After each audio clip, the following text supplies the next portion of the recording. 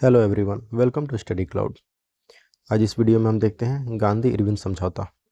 सविनय अवज्ञा आंदोलन के विस्तारित होते स्वरूप को देखते हुए वायसराय इरविन ने देश में सौहार्द का वातावरण उत्पन्न करने के उद्देश्य से 26 जनवरी 1931 को गांधी जी को जेल से रिहा कर दिया।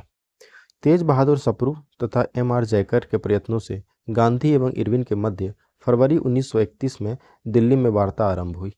5 मार्च 1931 को दोनों के मध्य एक समझौता हुआ जो गांधी इरविन समझौते के नाम से जाना जाता है। इस समझौते के परिप्रेक्ष्य में सरोजनी नायडू ने गांधी और इरविन को दो महात्मा की संज्ञा दी थी। गांधी इरविन समझौते के अनुसार पहला, गांधी जी के नेतृत्व में कांग्रेस सविनय अवज्ञा आंदोलन स्थगित करने के लिए तैयार हो गई। दूसरा, सभी युद्ध बंदियों जिनके विरुद्ध हिंसा का आरोप नहीं था उनको रिहा करने का आदेश। तीसरा, विदेशी कपड़ों और शराब की दुकानों पर शांतिपूर्ण धरना देने का अधिकार। चौथा, समुद्र तटीय प्रदेशों में बिना नमक कर दिए नमक बनाने की अनुमति।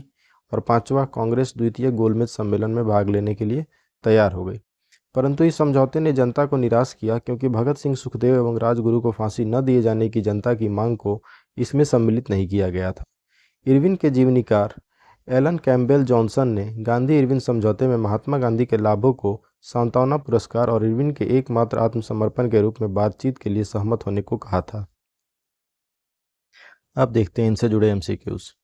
गांधी इरविन समझौता हुआ मुख्य रूप से गोलमेज सम्मेलन में कांग्रेस की भागीदारी सहज करने के लिए। गांधी जी ने फरवरी 1931 में वायसराय लॉर्ड इरविन से भेंट की और उनकी बातचीत 15 दिनों 8 बार वार्ता हुई 15 दिनों तक चली, जिसके परिणाम स्वरूप 5 मार्च 1931 को एक समझौता हुआ जिसे गांधी इरविन समझौते के नाम से जाना गया। इस समझौते के तहत कांग्रेस को सविनय अवज्ञा आंदोलन स्थगित करना पड़ा। कांग्रेस द्वितीय गोलमेज सम्मेलन में भाग लेने के लिए तैयार हो गई। वस्तुतः प्रथम गोलमेज सम्मेलन में कांग्रेस शामिल नहीं हुई थी।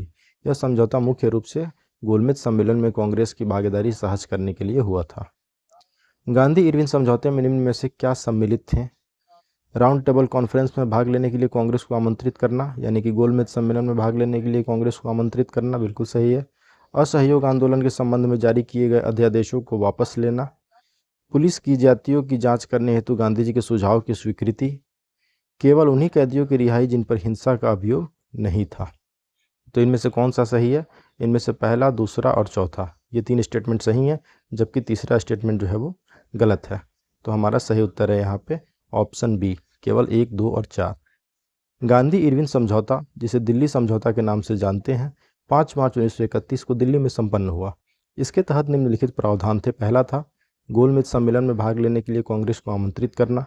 दूसरा था असहयोग आंदोलन यानी सविनय अवज्ञा आंदोलन के संबंध में जारी किए गए अध्यादेशों को वापस लेना। जिन राजनीतिक बंदियों पर हिंसा के आरोप थे उन्हें छोड़कर बाकी को रिहा करना, ये सब उसमें सम्मिलित थे। जबकि पुलिस की जातियों की जांच करने हेतु गांधी जी के सुझाव पर स्वीकृति को इसमें शामिल नहीं किया गया था। इस प्रकार अभिष्ट उत्तर जो है हमारा वो विकल्प बी होगा। गांधी इरविन समझौता पर हस्ताक्षर हुए कब? सन 1931 में। गांधी इरविन समझौता 5 मार्च 1931 को संपन्न हुआ। इस समझौते के अनुसार गांधी जी के नेतृत्व में कांग्रेस सविनय अवज्ञा आंदोलन स्थगित करने के लिए तैयार हो गई। सभी युद्धबंदियों जिनके विरुद्ध हिंसा का आरोप नहीं था उनको रिहा करने का आदेश था। विदेशी कपड़ों और शराब की दुकानों पर शांतिपूर्ण धरना देने का अधिकार। समुद्र तटीय प्रदेशों में बिना नमक कर दिए नमक बनाने की अनुमति। कांग्रेस द्वितीय गोलमेज सम्मेलन में भाग लेने के लिए तैयार हो गई। परंतु इस समझौते ने जनता को निराश किया क्योंकि भगत सिंह, सुखदेव और राजगुरु को फांसी न दिए जाने की जनता की मांग जो थी उसको इसमें सम्मिलित नहीं किया गया था। 5 गांधी इरविन समझौता हुआ था कब? 5 मार्च 1931 को। 5 मार्च 1931 को निम्न में से कौन सा समझौता हुआ? गांधी इरविन समझौता या इरविन गांधी समझौता? निम्नलिखित में से किसका स्थगन गांधी इरविन समझौते में किया जाना प्रस्तावित था? सविनय अवज्ञा आंदोलन का स्थगन। गांधी इरविन समझौते के हस्ताक्षरित होने में किसने महत्वपूर्ण भूमिका निभाई थी? तेज बहादुर सप्रू ने। सविनय अवज्ञा आंदोलन के विस्तारित होते स्वरूप को देखते हुए वायसराय इरविन ने देश में सौहार्द का वातावरण उत्पन्न करने के उद्देश्य से 26 जनवरी 1931 को गांधी जी को जेल से रिहा कर दिया। तेज बहादुर सप्रू तथा M.R. जयकर के प्रयत्नों से गांधी एवं इरविन के मध्य फरवरी 1931 में दिल्ली में वार्ता आरंभ हुई। 5 मार्च 1931 को दोनों के मध्य एक समझौता हुआ जो गांधी इरविन समझौते के नाम से जाना जाता है। इस समझौते के परिप्रेक्ष्य में सरोजनी नायडू ने गांधी और इरविन को दो महात्मा की संज्ञा दी थी। गांधी इरविन समझौते में किसने मध्यस्थ की भूमिका अदा की? तेज बहादुर सप्रू ने। निम्नलिखित व्यक्तियों में से किसने इरविन तथा गांधी को दो महात्मा कहा था? सरोजिनी नायडू ने। निम्नलिखित में से किसने गांधी इरविन समझौते में महात्मा गांधी के लाभ को सांत्वना पुरस्कार कहा था? एलन कैंपबेल जॉनसन ने। इरविन के जीवनीकार एलन कैंपबेल जॉनसन ने गांधी इरविन समझौते में महात्मा गांधी के लाभों को सांत्वना पुरस्कार और इरविन के एकमात्र आत्मसमर्पण के रूप में बातचीत के लिए सहमत होने को कहा था। उत्तर प्रदेश लोक सेवा आयोग ने अपने प्रारंभिक उत्तर पत्रक में इस प्रश्न का उत्तर विकल्प ए को माना था, परंतु संशोधित उत्तर पत्रक में विकल्प बी को सही उत्तर मान लिया, जो कि सही है।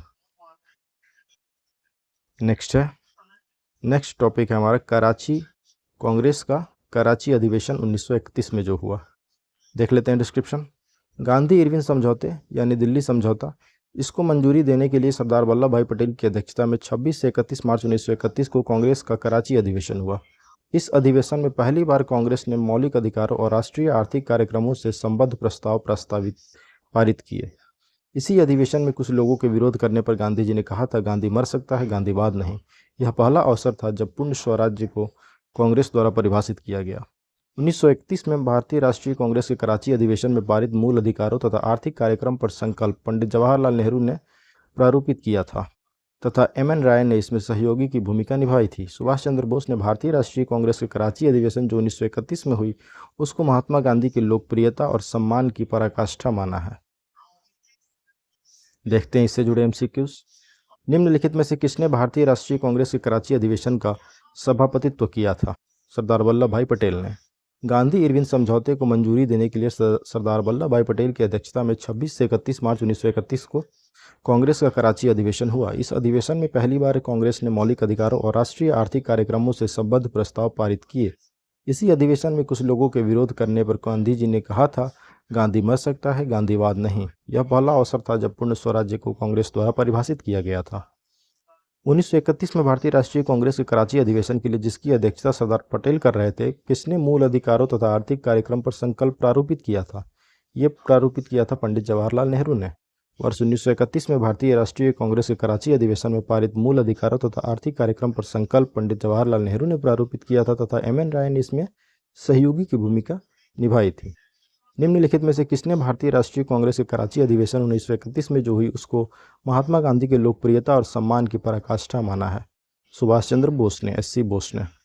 सुभाष चंद्र बोस ने भारतीय राष्ट्रीय कांग्रेस के कराची अधिवेशन को महात्मा गांधी की लोकप्रियता और सम्मान की पराकाष्ठा माना है। भारतीय स्वाधीनता संघर्ष से संबंधित निम्नलिखित घटनाओं को उनके सही क्रम में रखकर सही कूट चुनिए। द्वितीय गोलमेज सम्मेलन, भारतीय राष्ट्रीय कांग्रेस का कराची अधिवेशन, भगत सिंह को फांसी और लास्ट है गांधी इरविन समझौता। तो गांधी इरविन समझौता होता है, इसके बाद होता है भगत सिंह को फांसी, इसके बाद होता है भारतीय राष्ट्रीय कांग्रेस का कराची अधिवेशन और उसके बाद होता है द्वितीय गोलमेज सम्मेलन। तो गांधी इरविन समझौता कब होता है? कांग्रेस ने वायसराय के साथ बातचीत के लिए गांधी जी को अधिकृत किया था। गांधी और इरविन के बीच लंबी बातचीत के उपरांत 5 मार्च 1931 को दोनों के बीच एक समझौते पर हस्ताक्षर हुआ, जिसे गांधी इरविन समझौते के नाम से जाना गया। भगत सिंह को फांसी, लाहौर षड्यंत्र कांड में भगत सिंह, सुखदेव और राजगुरु को 23 मार्च 1931 को फांसी दी गई। इसके बाद कांग्रेस का कराची अधिवेशन होता है 26 मार्च से 31 मार्च 1931 तक। कराची में हुए अधिवेशन में कांग्रेस के वार्षिक अधिवेशन में गांधी इरविन समझौते की संपुष्टि की गई और इसके बाद द्वितीय गोलमेज सम्मेलन का दूसरा सत्र 7 सितंबर 1931 को प्रारंभ हुआ, जिसमें महात्मा गांधी कांग्रेस के एकमात्र प्रतिनिधि के रूप में सम्मिलित हुए। यह सम्मेलन पूर्णतया निष्फल रहा।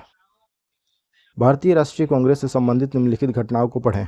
भारतीय राष्ट्रीय कांग्रेस का कराची अधिवेशन, राजगुरु को फांसी, गांधी इरविन समझौता और कालानुक्रम के अनुसार कूट को सजाएं। तो गांधी इरविन समझौता होता है, इसके बाद होता है राजगुरु को फांसी, इसके बाद होता है भारतीय राष्ट्रीय कांग्रेस का कराची अधिवेशन। भारतीय स्वाधीनता संग्राम से संबंधित निम्नलिखित घटनाओं पर विचार करिए और नीचे दिए गए घटनाओं को सही कालानुक्रम का पता लगाइए। तो सबसे पहले होता है गांधी इरविन समझौता, इसके बाद होता है भगत सिंह को फांसी, इसके बाद होता है भारतीय राष्ट्रीय कांग्रेस का कराची अधिवेशन और अंत में होता है पूना समझौता। तो हमारा अभिष्ट उत्तर सही विकल्प है डी, 1, 3, 2, 4। नेक्स्ट वीडियो में हम देखते हैं, नेक्स्ट टॉपिक देखेंगे। तो लास्ट क्वेश्चन का यही हमारा कालानुक्रम है। गांधी इरविन समझौता 5 मार्च 1931 को, भगत सिंह को फांसी होती है 23 मार्च 1931 को, भारतीय राष्ट्रीय कांग्रेस का कराची अधिवेशन आता है 26 से 31 मार्च 1931 को चलता है और पूना समझौता 1932 में होती है 24 सितंबर को। तो वीडियो यहीं समाप्त होती है। नेक्स्ट में देखते हैं गोलमेज सम्मेलन। Thanks for watching. Keep supporting study cloud. Thank you.